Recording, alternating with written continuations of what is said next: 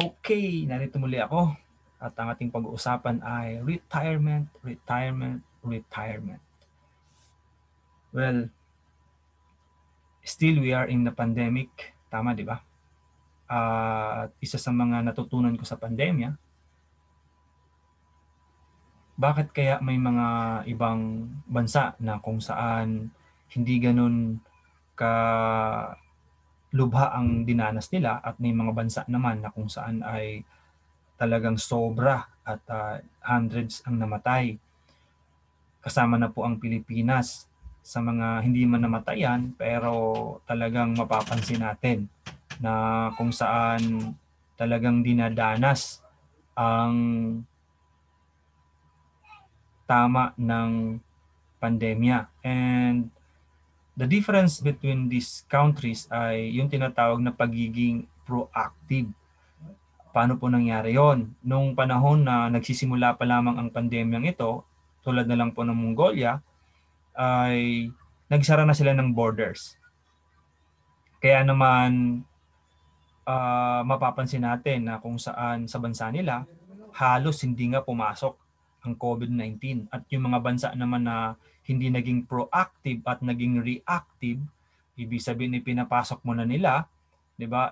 Pagkatapos po noon, sila po yung bansa na talagang dumanas ng matinding kumbaga pinsala ng pandemyang dala ng COVID-19. Ganon din naman sa tulad ngayon, meron tayong mga bagyo na dumating, no? At still we are recuperating. Nakita natin at mapapansin natin na muli ang nagiging problema lalo na doon sa mga lugar na kung saan ay paulit-ulit at pabalik-balik na kung saan ay binabaha, hinahanapan talaga ng isang konkretong solusyon. Kasi every now and then na lang na mayroong baha o pag-uulan at bumabaha, 'di ba? Lumulubog sila. So makita natin dito dalawang magkaibang global events. Subalit may mga similarities. Anong similarities? Yung mga naging proactive at merong paghahanda na pagplanuhan, they are not, 'di ba, affected that much. Pero yung mga walang pagpaplano at naging reactive, sila yung mga nagsasuffer. So tingnan natin sa isang aspeto ng retirement, which is alam natin na lahat naman tayo darating sa ganung panahon. At certain point ng ating buhay, tayo po ay magre-retire sa pagtatrabaho. So ang tanong, kayo ba ay magiging proactive na ngayon pa lang ay paghahandaan nyo na or magiging reactive na kung kailan kayo ay nasa retirement age, saka kayo mag-iisip kung ano ang gagawin nyo. Right? And again, retirement, simple lamang po yan, ceasing from work. Diba? Maaring dahil sa ikaw ay matanda na or maaring dahil ikaw ay marami nang nararamdaman, maaring ikaw ay unfit, di ba? So maraming reason kung bakit ang tao ay nagre-retiro or natitigil na sa pagtatrabaho. Okay. And this I do believe that lahat ng mga tao ay merong opportunity na magplano at mag-secure ng kanyang retirement. Lahat tayo nabibigyan ng pagkakataon.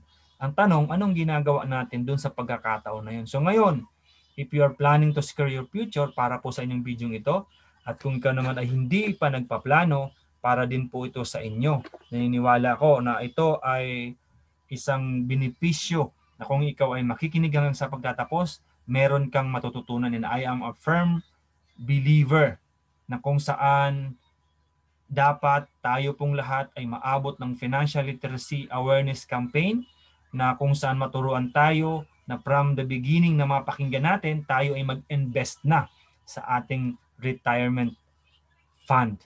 Alright? And syempre, sa lahat naman ng buhay, di ba, kahit anong paghahanda ang gawin mo, laging merong little disasters, laging merong unexpected things.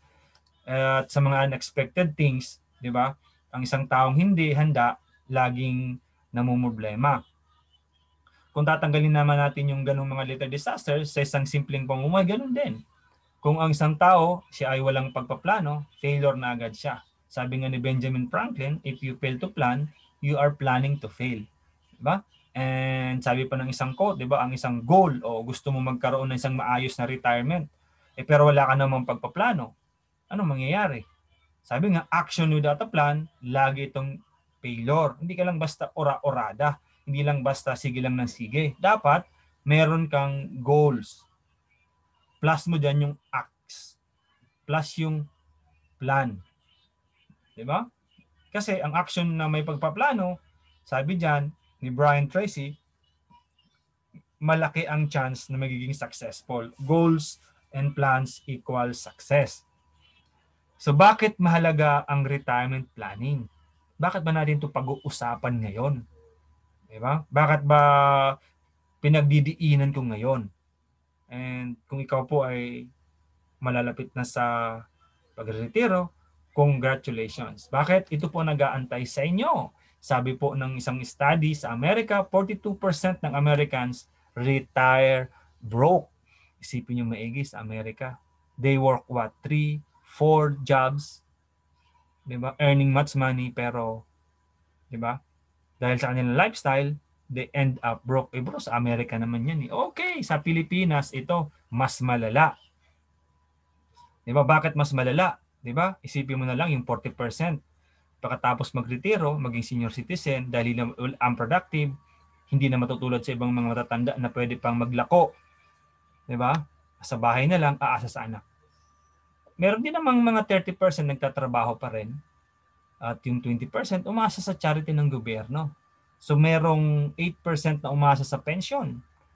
GSIS, SSS, at may 2% na financially independent. So makita natin dito, kung sa Amerika 42%, sa Pilipinas it is 90%.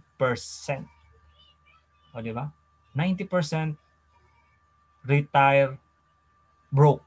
So kung wala kang pagpaplano at hindi mo gagawa ng paraan na, 'di ba, na ikaw ay magkaroon ng isang kaisipan, ay pagplanuhan ko ng aking retirement para magkaroon ako ng retirement fund. O dito pa lang ipapakita ko na sa iyo ano ang nag-aantay sa iyong buhay pagdating mo ng senior years mo. Okay, ito 'yan. Yung nag-aantay. Kung ikaw ay magiging waldas, matik 'yon. Wala kang ipon, hindi ka makapag-invest, wala kang kita, pagdating ng panahon, mukha kang kawawa, pabigat ka sa charity, sa kamag-anak mo, sa anak mo, di ba? Tandaan mo, hindi habang panahon malakas ka. Hindi habang panahon nakapaghahanap buhay tayo. Kung ang makina nga bumabagsak, tayo pa kaya. Di ba? At hindi tayo pwedeng umasa sa mga anak. Hindi sila pwedeng gawing retirement fund. Di ba? Lalo na sa kumpanya natin, wala. Hindi aasa yan. That's why sabi po dyan ng isang quote na ang retirement daw, the most misunderstood financial concept. Diba? Most people forget that the only way to enjoy retirement is if you have huge savings and pensions. So sabi dyan, para daw magkaroon ka ng isang maaliwalas, masaya na retirement, dapat meron kang malaking savings at pensions na gagamitin mo sa daily living expenses at sa mga medical needs mo para makasurvive ka sa golden years na kung saan wala ka ng regular income. At ang masaklap, uulitin ko ulit, yung mga nami-misunderstood ang retirement, 'di ba, end up becoming a financial burden to those around them. Sabi ko nga, palaasa. O, 'di ba? So supposedly ang retirement, 'di ba? Ito yung personal growth mo na. Sabi nga sa isang psychology, ang retirement mo, yung age na to, isa kang generous dapat, 'di ba? Ito rin yung panahon na you stop from work. Pero, 'di ba? You didn't stop from living. Nagagawa mo pang lahat. Meron kang greater freedom. So again, if you are age 40s and still no savings, kung ikaw yung breadwinner na nagtrabaho for the rest of your life, pero nagtatanong ka pa rin, bakit hindi ako makapag-save? Saan napupunta ang pera ko? So ngayon nag-iisip ka, dumating ang pandemya. Tapos katatapos pa rin lang naman ng Typhoon Surge. Paano nga ba? Paano ang gagawin natin? 40s, 45s, late 30s, late 40s, di ba? What went wrong? Sa Amerika, ito po ay hango sa marketwatch.com. Mahilig po kasi akong magbasa ng mga journals patungkol sa financial literacy. Sabi po nung isang 57-year-old na nurse who is working for decades, almost 4 decades, na kung saan gusto niya na magretiro. Problema, 57 years old siya, isa siyang professional, pero wala siyang retirement savings. At sabi niya, napapagod na ako at sa loob ng 7 years, gusto ko na mag-retire. Anong gagawin ko? Ang expenses ko, iyan nandyan, $3,500. Tapos meron pang mortgage o yung bayad sa bahay, pati sa sasakyan. Tapos may utang pa sa credit card. Ano nga bang gagawin ko? Diba mahirap yun? Paano ka makapag-retire? Diba? Sabi naman nung isa, 63 years old siya. So isipin nyo, 57, 63, tatrabaho pa rin. Nawalan sila ng trabaho dahil sa COVID-19 at ang pakiramdam niya, I feel lost. Wala siyang savings. Anong gagawin ko? Ang hirap nun eh. Yung napapagod ka na, nasa rat race cycle ng buhay ka pa rin. Diba? Gusto mo nang tumigil kasi hindi na nakaya ng katawan mo. O yung biglaang nawalan ka ng trabaho, tapos hindi ka na fit to work. Ano ba? Ang gagawin natin? Diba? Ito naman, isang 60 years old na katatanggal lang sa trabaho, which nag-work siya ng 20 years, nagtatanong siya, di ba? Ngayon, mag-aaway sila ng asawa niya. Kasi ang akala ng asawa niya na yung pera para pag-spend. Di ba? Ang hirap ng ganon. Hanggat hindi na-resist ang mindset doon, mahirap yon. So again, dito ang pag-uusapan natin, di ba? Itong 60 years old na lalaki, gusto niya na mag-retiro. Pero sabi nga, meron pa silang mortgage sa kanilang bahay na kung saan meron siyang loan. O, di ba? Yung property tax, meron pa siyang ibang mga utang. So isipin nyo, 60 years old, ganyang kalaking utang, anong gagawin mo dyan? Di ba? Para bagang kung ikaw ay kumuha ng bahay sa pag-ibig, di ba? Nagsisimula ka pa lamang, di ba? Mangyari, mawawala yung bahay. Right? So retirement. Ikaw ba? Is your retirement at risk? Diba? Retirement means financial freedom. Dapat meron kang wealth, may asset ka, may independence ka, debt-free, 'di ba? Meron kang peace of mind, meron kang tinatawag na financial security. Okay? Meron kang peace of mind, meron kang stability. Yan dapat yung meron. Kaya dapat yung iniisip mo. Paano ba kung magkakaroon ng isang retirable age na wala akong utang? Di ba na meron akong huge savings bilang isang wealth? Meron akong independence. Anong ibig sabihin ng independence? May financial freedom ka na hindi ka nag-iisip na mauubusan ka ng pera. May financial security. Di ba? So yun. When we say retirement, ang dapat nating isipin, financial freedom, peace of mind. Stable tayo financially. Financially independent. Right? And yes, I know, ang hirap, no? Year 2020, napakahirap na panahon sa bawat isa sa atin, globally, sa mga individuals, breadwinners, families, yung financial strain talagang ang hirap kasi nga maraming na-layout, nawalan ng trabaho, at malimit, napapakinggan natin at nababasa natin na they end up putting retirement accounts and tap into loans para lang makarecover, umutang. So, relate ka ba dyan? Ikaw ba yung dahil nawalan ka ng trabaho, wala kang ibang options, mangutang?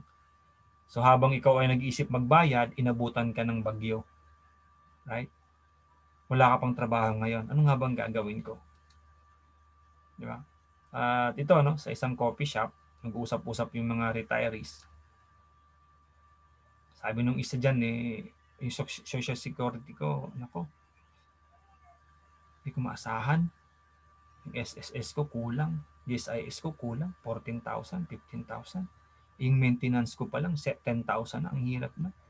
Ako wala eh, nawala yung aking bahay. Hindi ko napagplanuhan yung estate tax. Meron palang estate tax. Kailangang bayaran. Di ba? Kaya ako nga, nagbenta na nga ako ng parte ng katawan ko. Eh ako naman wala eh. Lahat na lang ng benefits ko nawala bigla. Pinagbayad ko lang sa utang. Kung ikaw isang parte ng katawan, ako dalawang parte ng katawan. O, diba? Ako naman, walang savings. Kailangan ko magtrabaho. Eh ako, hindi ko na kaya magtrabaho eh. Kaya umaasa lang ako sa grandchildren ko at sa mga anak ko. Diba? So, how do you see? How do you see your retirement age?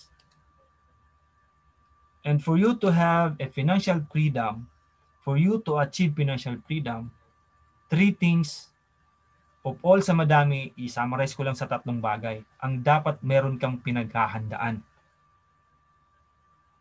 At dapat meron ka nito. Una, importante na nag-i-invest ka sa isang healthcare. Bakit? Kasi every 5 years, double ang medical cost. Kung ngayon pa lang nagtatrabaho ka, may active income ka, nahihirapan ka at umuutang ka pa nga pag may na-hospital, how much more kung wala ka ng trabaho? Wala ka ng active income. Di ba? So ang cost ng healthcare, laging worry yan. Kaya naman maraming senior citizens na namamatay na lamang na hindi umaabot sa hospital dahil walang pera. Kakalungkot yun. Importanteng mag-invest ka sa healthcare.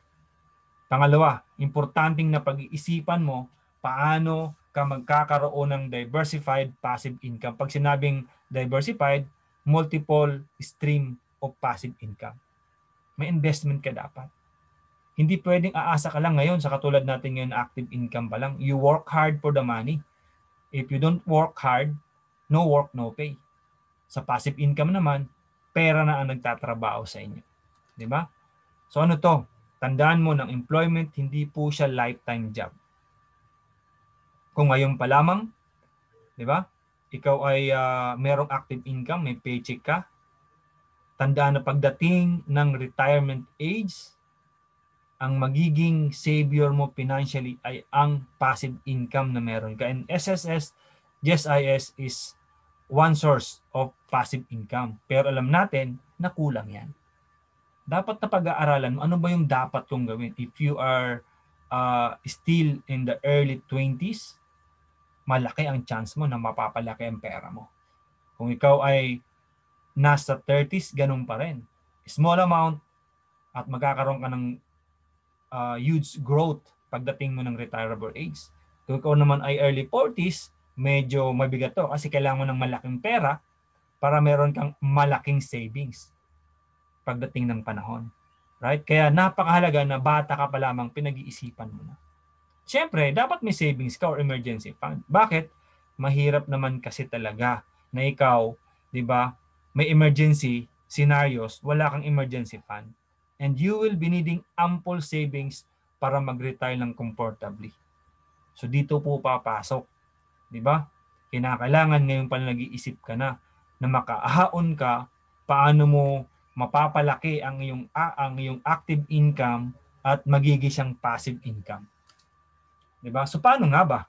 Paano nga ba na ganyan nag-iisip? Bro, paano nga ako mag-iisip ngayon pa nga lang dahil sa pandemya na wala akong trabaho. 'Di ba? So paano tayo magde-develop ng positive mindset? Magkaroon tayo ng positive vibes at positive life. Well, tandaan mo sa buhay, laging may tatlong C. Ano 'yon? Choices, chances, changes. Siyempre, to have a positive choices, meaning you will be having a positive chance. So kung meron kang positive chance, dapat malaman mo rin na dahil sa iyon ay positive, magiging magkakaroon ka rin naman ng positive changes. So importante dito, anong ibig kong sabihin? Ano ba mga positive na yan? Siyempre, mahalaga yung mindset. Diba? Mahalaga na nagre-reset ka ng mindset. Lagi kang positive. Hindi, ang hirap naman yan. Wala na nga akong trabaho. Negative po yun. Bro, paano nga ako magagawa? Paano ako magkakaroon ng healthcare? Paano ako magkakaroon ng diversified, di ba? Passive income? Paano ako magkakaroon? Wala akong trabaho. Negative po yan. Di ba? Ang isipin natin, di ba? Paano tayo magkakaroon? Hindi yung, di ba? Huwag, hindi. So, again, reset your mindset. mag-ingat tayo sa bawat salitang tinatanggap natin. Kasi, di ba, magiging principles nyo po yan. Kung ang iyong tatanggapin ay negatibo, ang magiging prinsipyo mo magiging negatibo. Wala pong maitutulong sa inyo yan. Okay? So, reset your mindset. Magkaroon ka ng serious planning and be proactive and learn how to spend less. Diba? And 2 days back, meron akong napanood. Sabi nung isang ano man tawag dito, isang usapan na ang isang waldas daw, hindi niya alam na waldas siya. Diba? Okay. Again, dito, mahalaga na pag pinag-uusapan ng retirement savings at investments, huwag tayong asa sa emotion. Huwag dun. Dapat factual po tayo. So personally, kung gusto mo talaga na magkaroon ng isang matibay at solido na financial stability pagdating ng retirement mo, seriously, pag-isip kang maigi. I strongly urge people na magkaroon ng serious retirement financial planning. Alam ko na hindi natin alam. I mean, we cannot just expect the way na gusto natin kasi hindi naman natin alam talaga yung buhay. Tama yon, pero syempre, iba na rin naghahanda. At syempre sa paghahanda, kasama dyan yung taxes. Bakit? Bumili ka ng pagkain, may tax. Bumili ka ng sakyan, may tax. Diba? Maglakad ka, mamasahe ka, may tax. Correct? Diba? Mamatay ka, bumili ka ng kabaong, may tax. So lahat, from giving na ikaw ay pinanganak, hanggang sa giving na ikaw ay mamatay, lahat yan may taxes. Siyempre, kung isipin naman dyan, kung ikaw ay isang empleyado, di ba? Meron kang retirement benefits. Pero alam mong kulang yan. Kailangan magkaroon ka ng other sorts ng magiging retirement benefits mo. At isipin mo rin yung inflation. Isipin mo inflation, tapos ikaw ay unproductive, marami kang health maintenance. So lahat yan, you should take into considerations. Brad, ang hirap naman yan. Masakit sa ulo. Isipin ko lahat yan. Kaibigan, tandaan mo, ang abilidad natin na magkaroon ng isang financially stress-free environment pagdating ng retirement, diba? Yun yung pinakamaganda at pinakamalaking blessings na pwedeng matanggap ng isang senior citizen.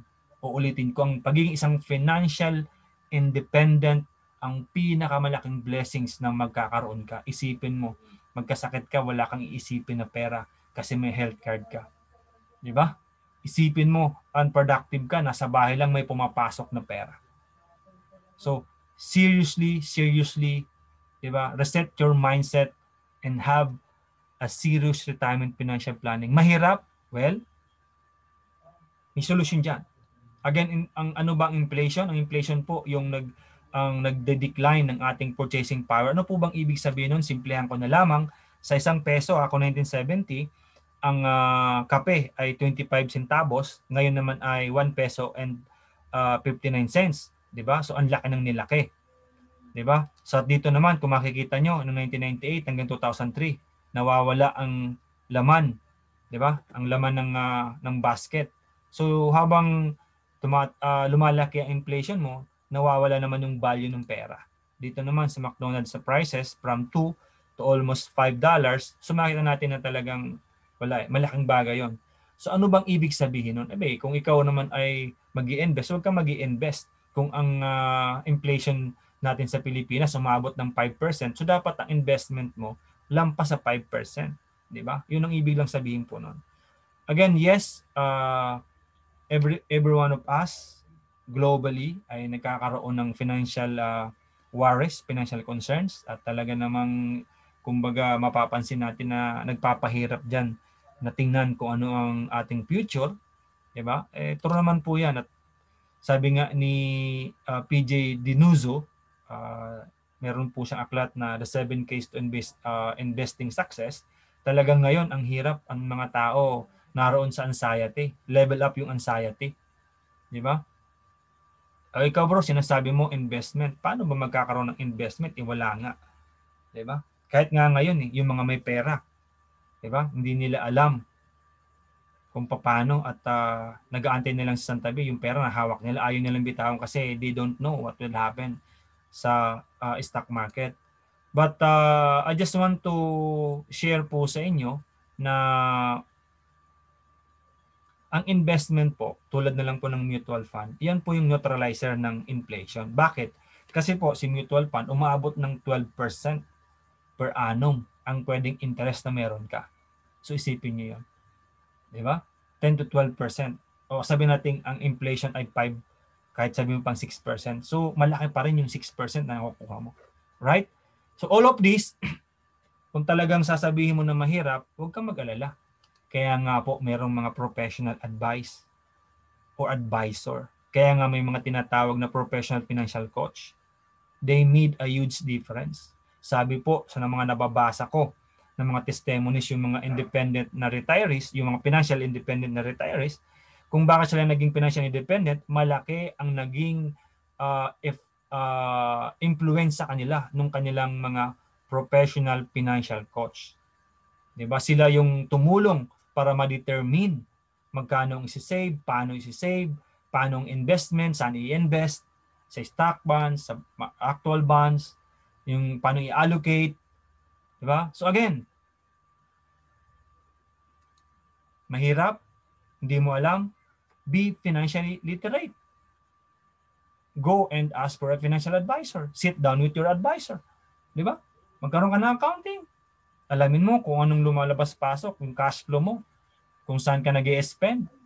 'Di ba? Matutulungan ka paano mag-focus, paano i-reduce yung expenditures. That's why they are there. Tulad ng teacher, ang financial coach, narin siya para tulungan ka. 'Di ba? How to plan and develop a strategy para paano matulungan ka, paano maka-recover hanggang sa makabalik ka sa trabaho. Huwag natin suluhin. Go and be financially literate. Alright? So again, ito, isang halimbawa, doon pa rin to sa MarketWatch, isa siyang 52 years old na nagsimulang mag-invest ng kanyang retirement at age of 19. Nung magsimula siya magtrabaho, nag-save na agad siya. At ngayon, 'di ba, kasi inisip niya na yung rat race, talagang gusto niyang mawala dito. 'Di ba? So ngayon, meron siyang malaking savings, meron siyang investment sa tradings, 'di ba? Meron din siyang emergency fund at yung kanyang bahay fully paid na, meron din siyang emergency funds, wala siyang utang, 'di ba? Marami siyang sasakyan. So again, makikita natin dito na really it made a big difference kapag maaga pa lang nagkakaroon ka ng pagpaplano. So again, I do believe na kung ikaw ay umabot na sa ganitong punto, ganitong oras at ikaw ay nakikinig pa rin, ito yung good news para sa'yo. Whatever situation na meron ka ngayon, you can make a change. You can go from being broke to being blessed. Yes.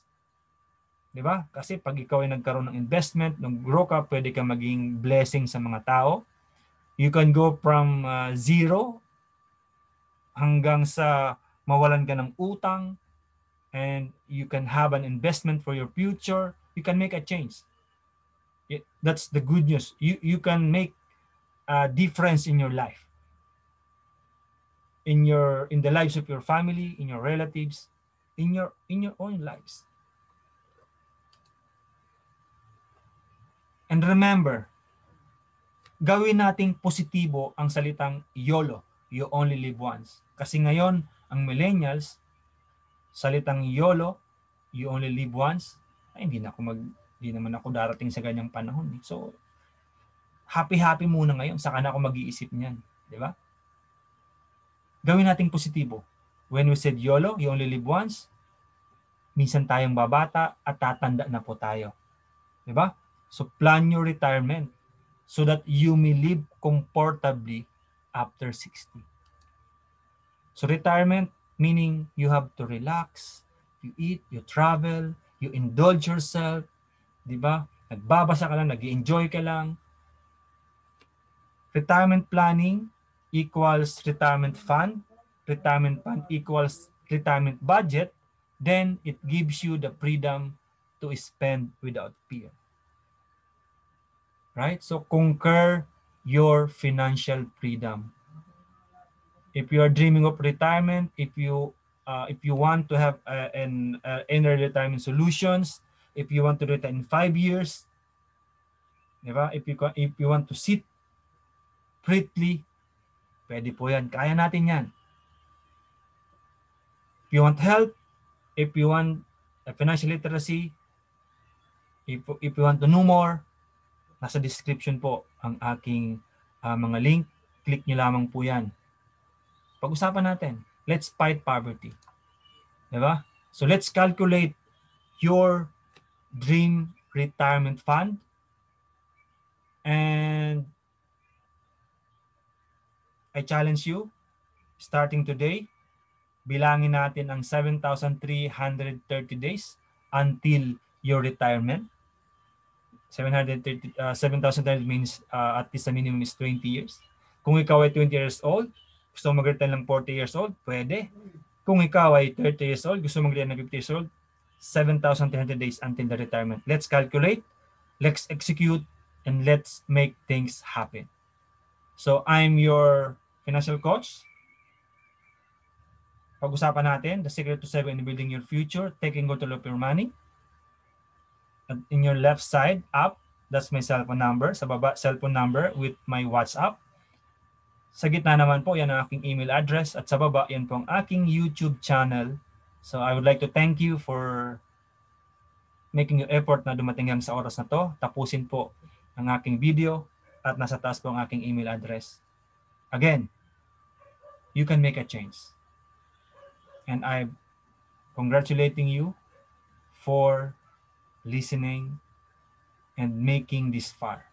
So invest in your future, invest in your retirement, and let's fight poverty. God bless you. And I hope you learn from me.